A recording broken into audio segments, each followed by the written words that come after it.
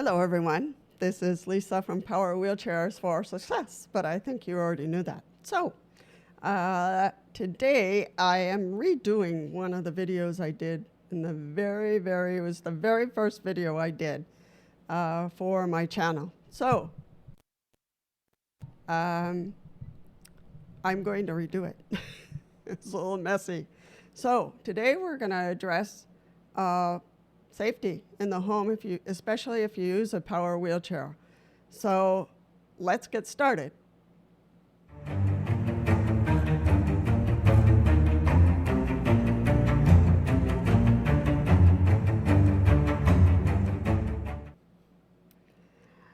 So on this piece, we're going to talk about speed first. Most power wheelchairs can go 4 miles per hour, most of them. Some of them can go a little bit faster, but not by much. So my question to the industry is, why would we want to go faster? But never mind about that one. So I leave, for my speed in my environment, I leave it at a 2, so right smack dab in the middle, because it gives me more control. And because I have people walking around and coming out of rooms and stuff, I don't want to run into them, so I keep it at a safe 2. If I'm outside and I need to get to another location, then I turn it up pretty high, so like 3.5. And, because I'm outside, there's no danger of me running into anybody. So I do that. So a 2 is pretty good for a home, especially as there's other people around or animals around. And it'll give you a chance to stop or correct your direction. Corners. I do slow down quite a bit when I'm going around a corner, basically because I don't want to wipe out. So, so I do slow down. I go around the corner, and then I pick up speed again. For walls, it's important to keep your distance. I can't promise you that you'll never bump into anything. And for that, I'm going to give some items that you can use in your home to alleviate some of the times you're going to bump into a wall or bump into a door. Sometimes when I'm really, really tired, I miscalculate and I'll bump into a door, or I'll scrape the wall a little bit, or I'll bump into a corner when I'm turning around. So, and I'll put some examples of that. And I don't want to do that, but I'll probably follow my own advice and look at some materials that I will put at the end of this video, and also in the description box. I will put some links so you can take a look at that and see if that's something you want to add to your home. Power wheelchairs, as we know, have, for those who don't know, weigh quite a bit. It can be 180 pounds, can be 200 pounds, up to 400, 500 pounds of equipment. The frames are heavy, the batteries are heavy, and the more complex that the wheelchair is, the more weight it has. So it's really important to remain in control. Plugging it in every night is good. It's a safety thing. It's really important because, because you don't want to run out of juice when you're out there. So just plug it in when you go to bed, and in the morning it'll be ready to go. So make sure that you plug it in appropriately, preferably directly in the wall. Other than that, I would use a surge protector if you need to plug it into something else other than the wall. So a surge protector is different than a power strip. Okay, they're two different things. So the surge protector is going to protect the power wheelchair, and the power strip will give it a little protection, but not as much as you need. So consider if you have to plug it in something other than the wall, consider a surge protector. All right. Also keep the chair in good shape. I know that, with our disabilities, sometimes we don't have enough energy. Sometimes we're far away, we're in a rural area, but there are ways that you can keep your wheelchair in good shape. And that one of them is to keep an eye on the wheels and make sure they're not split or cracked or broken in any way. The wheels are really important to keep in good shape. The other thing is the frame. Obviously, the wheels and the frame are the base of the power wheelchair, so you want to keep those in good shape. Same thing for manual wheelchairs. You want to keep the wheels in good shape, and as soon as you notice that they're tearing or breaking or cracking, it's time. It's time to change them. Sometimes the insurance will cover for these things, so you really want to check with your therapist or with the company who sold you the wheelchair. Sorry about that.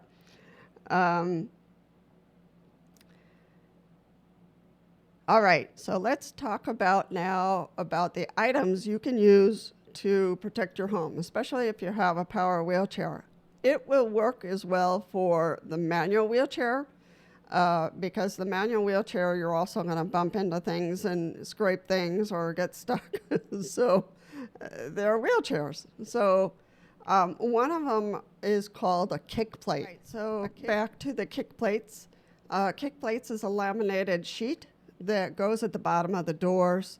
You can get transparent ones. You can get, silver color, gold color. And they get screwed on to the door. I think the kick plates that are plastic or made of plexiglass can possibly be glued to the door, special glue. So it just depends if you don't want something screwed into your door. But kick plate, that's what it's called. And some of them are made of plexiglass, others are made out of metal, so up to you what you would want at the bottom of your door. A kick plate will cost you $30 to $45 each, depending on the type. But there is a website that I found that the kick plates are pretty cheap. It's called, I think, Kick Plate Store, something like that. So, and they're really cheap, like $12, $15 for a kick plate. So you might want to check it out. But I'll find the website and put the link in the description box. There is another way, I'm going to put a picture in there, in regards to what happens when you turn around with a wheelchair and you bump into the corner. What's going to hit the corners first is your casters. And those are the smaller wheels on your power wheelchair. And your casters have a frame around them, and that is sheer metal, and that's going to wreck the walls, the corner of the walls. So you want to be careful with that. There are something called corner protectors.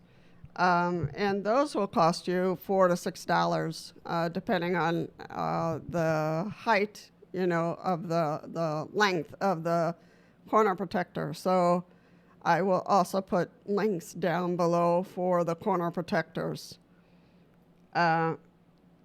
There's also furniture edge protector strips. These are used a lot when there's children. You don't want them banging against corners or sharp edges. So for us as well, we could use that on furniture that we find ourselves bumping into. So those will cost you about $12 to $18 for protectors, strip protectors for furniture. There might be some furniture in your home that you find yourself bumping into a lot. So those strips can help a lot to preserve the furniture.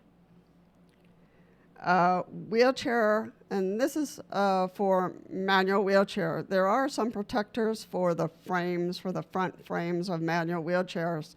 And they're usually called wheelchair leg protectors. They're not very common, so I will put a link. They are a little expensive, but for power wheelchairs, the first thing that's going to bump into anything will be your casters and the frame of those casters. And again, the frame of those casters is heavy metal, very strong metal, and it can put a scratch into doors or furniture. So you want to consider that. Again, I can't promise you that you're not going to bump into anything, because when I'm tired and just stressed sometimes, I will bump into things as much as I try to be slow and careful when I turn around or whatever speed I'm at. Let's see. I think that's it. So for the manual wheelchairs, as I was saying, there are some protectors for the front frame, because for manual wheelchairs, what's going to hit first is the frame. And when you're constantly hitting that frame below the seat, the paint's gonna chip and it's gonna get scratched. So you want to put some kind of rubber, some kind of protector there. You can also use what is it called? It's for bikes. It's tape for the hand rims. So it's hand rim tape, and I'll put some, and that'll protect the chair for sure. So I will put those links down below in the description. Again, this all has to do with safety and helping you preserve your furniture, your walls, your doors, because we do bump into things, as careful as we try to be. All right. If you have any questions about all this, or you have any comments or further suggestions for us, just post them down below, as always. All right, this is a brief commercial to explain subscriptions. Some people think that there's money involved, and there isn't. A subscription to a channel on YouTube is free. So that's important for you to know. And then if you subscribe, the only thing that's going to happen is that you'll be notified if there are new videos for that channel. So you have to make the bell black, of course, and then you'll be notified. But only subscribe to that channel if it's interesting to you, if it benefits you in any way, if it answers questions that you have, then that's great. Subscribe. But don't subscribe to a channel that you're not going to come back to. And the reason why, it just kind of skews our numbers. And we really want, for all these channels on YouTube, which are thousands and thousands, we want people who are really interested in the material, who are going to benefit. So we're trying to answer questions and concerns and stressors that people have. We truly want them to benefit from our channel and our material. So again, subscriptions for a channel are free. And if you subscribe to that particular channel, it will notify you when there are new videos. All right, take care.